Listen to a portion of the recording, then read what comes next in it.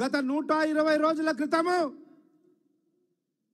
ఇదే గడ్డ మీద మీ అందరి సాక్షిగా కాంగ్రెస్ పార్టీని మీ బిడ్డగా పర్ణిక రెడ్డిని గెలిపించండి, ఆశీర్వదించండి అంటే రేవంత్ అన్న మాటను తీసివేయకుండా ఆయనకు అండగా కాంగ్రెస్ పార్టీకి దన్నుగా ఏ రకంగా అయితే గెలిపించిండ్రో మళ్ళీ 4 నెలల్లోనే పార్లమెంట్ ఎన్నికలు వచ్చినాయి. యావత్ భారతదేశం ఎన్నికలకు పోయింది. 120 రోజుల్లోనే ఆ రోజు ఇదే వేదికగా మీ అందరి సాక్షిగా ఆనాటి రాష్ట్ర కాంగ్రెస్ కమిటీ అధ్యక్షుడిగా ఏదైతే హామీ ఇచ్చిండో,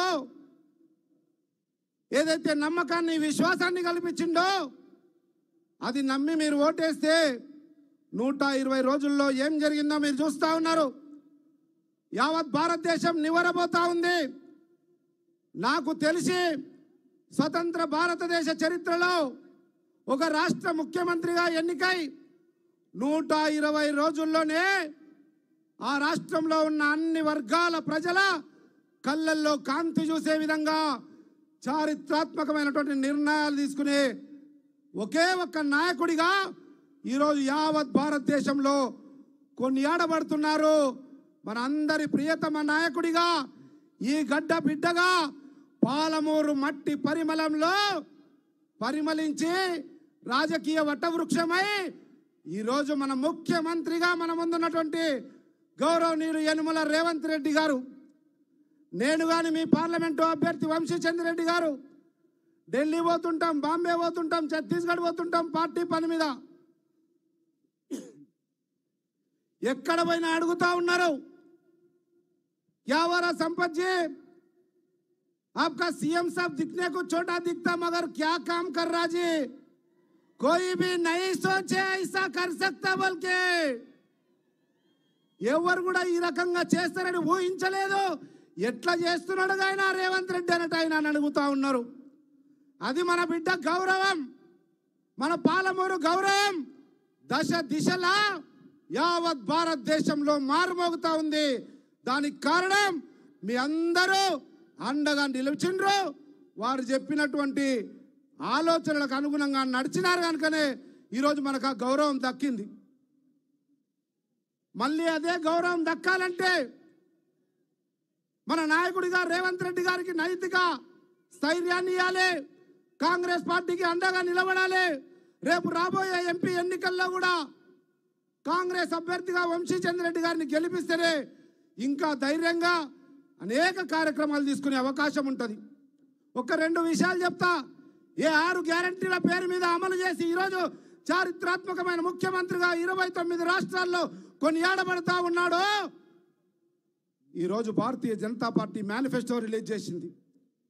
ఎంతమందికి తెలుసో తెలియదో నాకు తెలియదు కానీ నిన్ననే నరేంద్ర మోడీ చక్కగా 36 పేజీల మేనిఫెస్టో రిలీజ్ చేసిండ్రు. భారతీయ జనతా పార్టీ మేనిఫెస్టో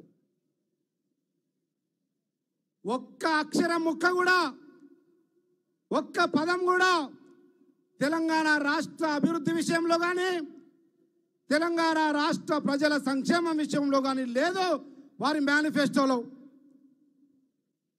ఈరోజు భారతీయ జనతా పార్టీ అభ్యర్థులుగా వచ్చేవాళ్ళు ఏం ముఖం పెట్టుకొని ఓట్లు అడుగుతారని వేదిక ద్వారా ప్రశ్నిస్తా ఉన్నాం. ఒక్క ముక్క లేదండి మీకు సంబంధించింది, మనకు సంబంధించింది, మహబూబ్నగర్ పార్లమెంట్కు సంబంధించింది, నారాయణపేటకు సంబంధించింది, ఒక్క ముక్క కూడా లేదు. ఏ రకంగా భారతీయ జనతా పార్టీ నైతిక హక్కును కోల్పోయిందో ఆలోచన చేయమని కోరుతా ఉన్నా. ఇంకొక పార్టీ ఏం తొక్కిండో తెలియదు రేవంత్ అన్న కానీ కనబడకుండా భూ పాతాళానికి పోయింది బీఆర్ఎస్ పార్టీ అనే పార్టీ. ఎట్లా దొక్కిండో మీరే చూసిర్రు, ఎన్నిసార్లు దొక్కిండో మీరే చూసిర్రు. అది ఈరోజు కనబడే పరిస్థితుల్లో లేదు, జాకి పెట్టినా లేచే పరిస్థితుల్లో లేదు. దాన్ని విడిచిపెడదాం.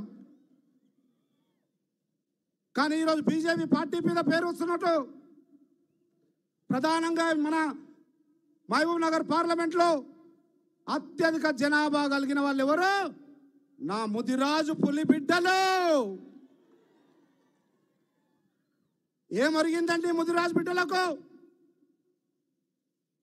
భారతీయ జనతా పార్టీ కేంద్రంలో కానీ ఈరోజు ఓట్లు అడగడానికి వచ్చిన వాళ్ళు భారతీయ జనతా పార్టీ తరఫున ఇదే కాంగ్రెస్ పార్టీ భిక్షతో దశాబ్ద కాలం పాటు మంత్రిగా ఓ వెలుగు వెలిగి ఈ ప్రాంత బిడ్డగా చెప్పుకునేటోళ్ళు ఏం చేసిండ్రు?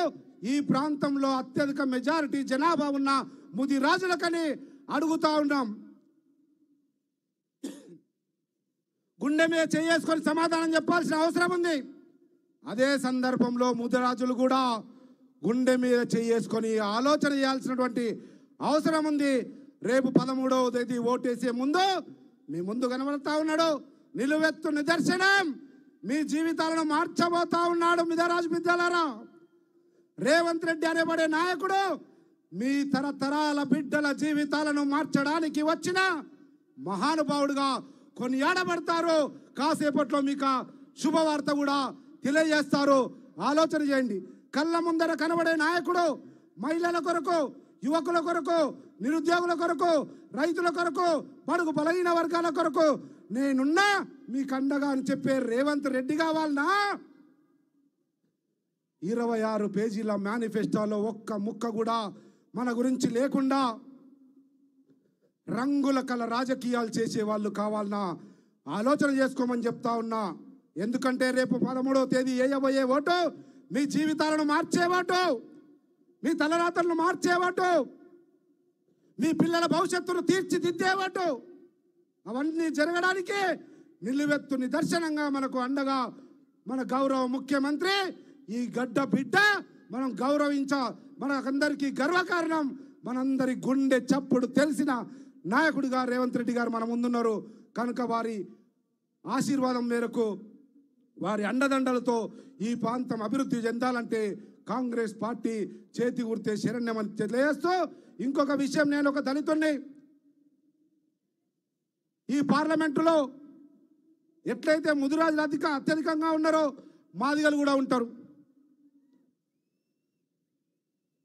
అటువంటి మాదిగ బిడ్డగా చెప్తా ఉన్నా, భారతీయ జనతా పార్టీ వాళ్ళు అమాయకులు మాదిగలు అనుకొని మాయ మాటలు చెప్పి కనికట్టు రాజకీయాలు చేసుకొని మన నాయకుడు మందాకృష్ణ మాదిగను బుట్టలేసుకొని నరేంద్ర మోడీ కౌగిలింతల్లో వేసుకొని వెంకయ్య నాయుడు దగ్గర కాళ్ళ దగ్గర పెట్టి మాయ మాటలతో మందాకృష్ణను బుట్టలో వేసుకొని మందాకృష్ణ ద్వారా భారతీయ జనతా పార్టీ వర్గీకరణ చేస్తారని మోసపు మాటలతో నవ్వించే ప్రయత్నం చేశారు.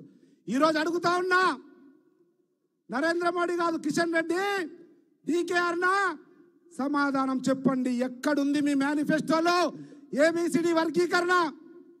ఇది మాయలను మోసం చేయడం కాదా? మాదిగల ఉసురు తగలదా భారతీయ జనతా పార్టీకి? ఆలోచన చేయమని కోరుతా ఉన్నా. అటువంటి పరిస్థితులలో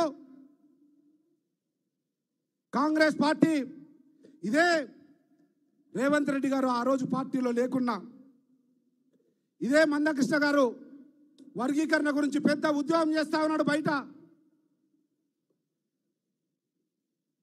కాంగ్రెస్ పార్టీ తరఫున ఒక మాదిగ బిడ్డగా శాసన సభను ఒక్కనైనా ఏకాకిగా 3 రోజులు స్తంభింపజేయడానికి చేసిన ప్రయత్నంలో మొత్తం శాసనసభలో 119 మంది ఉన్నారు. మందకృష్ణ కూడా తెలుసు, ప్రతి మాదిగ బిడ్డ గుండె చప్పుడు ఆ రోజు వినిపించారు రాష్ట్రం మొత్తం. ఆ సందర్భంలో మాదిగల గొంతుకకు గొంతు కలిపిన ఏకైక నాయకుడు ఈనాటి మన ప్రియతమ ముఖ్యమంత్రి రేవంత్ రెడ్డి గారు మాత్రమే. ఆ రోజు మాదిగలకు అండగా శాసనసభలో కొట్లాడే 3 రోజులు నాతో పాటు సస్పెండ్ అయి మాకు అండగా నిలబడ్డాడు. అటువంటి రేవంత్ రెడ్డి గారు గౌరవ ముఖ్యమంత్రిగా, ప్రభుత్వ అధినేతగా చిత్తశుద్ధితో మాకు ధైర్యం చెప్తా ఉన్నారు. ఏబిసిడి వర్గీకరణ చేయడం నా ప్రథమ కర్తవ్యం. సంపత్ బరబ్బర్ మాదిగలకు హామీ ఇయ్యి, మాదిగలకు అండగా ఉంటా. ఢిల్లీలో పోయి స్పెషల్ అడ్వకేట్ పెట్టుకోండి, కొట్లాడండి. శాసనసభలో ఏం చేయాలో చేద్దాం, కేంద్ర ప్రభుత్వం మీద ఒత్తిడి తెద్దాం, వర్గీకరణ చేద్దామని కృత నిశ్చయంతో ఉన్నాడు.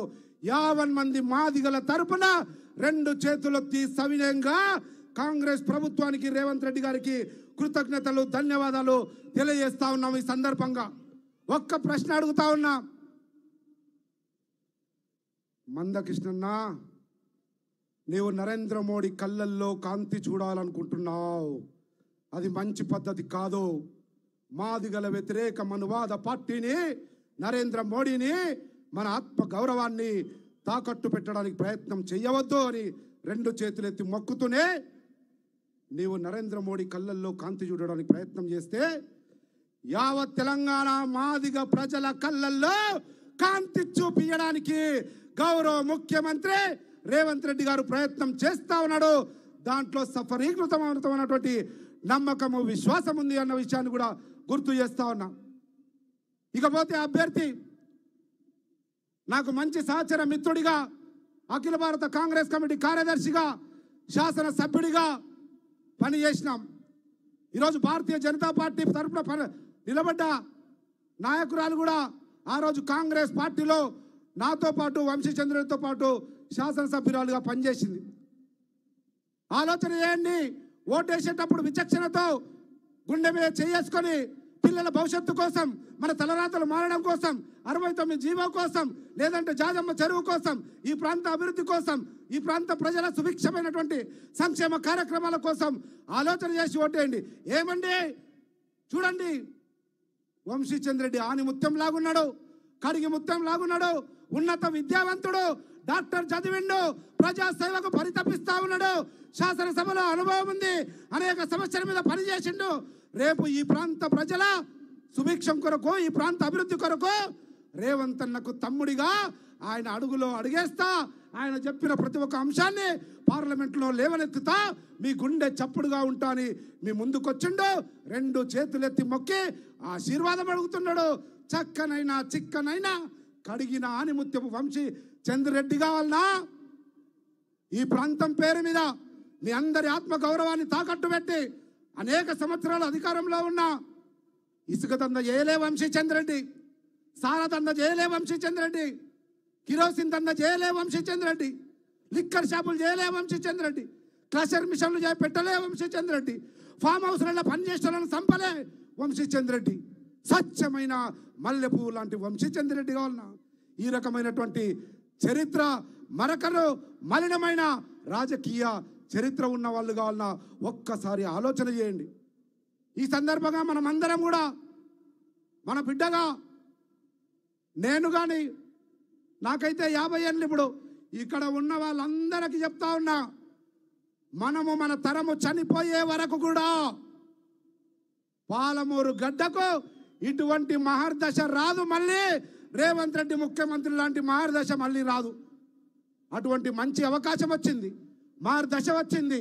మొన్ననే 1000 కోట్ల రూపాయలు ఇచ్చిండు, ఇంకా ఇవ్వడానికి సిద్ధంగా ఉన్నాడు. కనుక దయచేసి వారి నాయకత్వాన్ని బలపరచడం కోసం, వారికి ఆత్మస్థైర్యాన్ని ఇవ్వడం కోసం, వాడు రాబోయే రోజుల్లో ఇంకా ఈ ప్రాంతానికి ఎక్కువ నిధులతో అభివృద్ధి చేయాలనేటువంటి ఆలోచన రావడం కోసం అందరం కూడా ఏకతాటిపై రేవంత్ రెడ్డి గారి నాయకత్వంలో ఉమ్మడి మహబూబ్నగర్ జిల్లా బిడ్డలందరూ వారికి అండగా ఉన్నారన్నటువంటి విషయాన్ని రేపు ఎన్నికల్లో తెలియవలసిందిగా మరి ఒకసారి మీ అందరికీ రెండు చేతులు ఎత్తి విజ్ఞప్తి చేస్తూ సెలవు తీసుకుంటా ఉన్నా. జై హింద్.